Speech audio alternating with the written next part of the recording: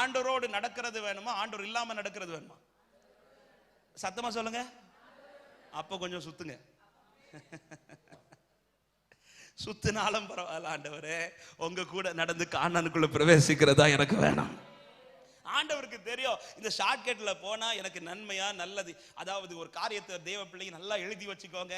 எனக்கு நேற்றைக்கு நடந்தது தெரியும், இன்னைக்கு நடக்கிறது தெரியும். ஆனா என்னை நடத்துகிறவருக்கு நாளைக்கு நடக்க போறதும் தெரியும். ஆமென் சொல்லுங்க பார்க்கலாம்.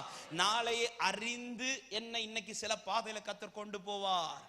அதனாலதான் சில இடத்துல அமைதியா இருப்பார், சில இடத்துல செய்ய வேண்டியதை செய்து முடித்துட்டு அமைதியா இருப்பார். அவருக்கு நாளை குறித்து தெரியும். 3 நாள் ஈசாக்க கைப்பிடிச்சு ஆபிரகாம் கூட்டிட்டு போகும்போது பிள்ளை கேட்கிறான், ஆட்டுக்குட்டி எங்கப்பா? ஆண்டவர் பதில் கொடுத்தாரா? இல்ல, சைலண்டா இருக்கிறார், சைலண்டா இருக்கிறார். ஆமா, ஏன் ஆண்டவரை ஒண்ணுமே பேசாம இருக்கிறீங்கன்னா அவர் ஏற்கனவே நிறைய ரெடி பண்ணி வச்சிட்டார். ஒரு ஆட்டுக்கடா சிக்க வச்சிட்டார்.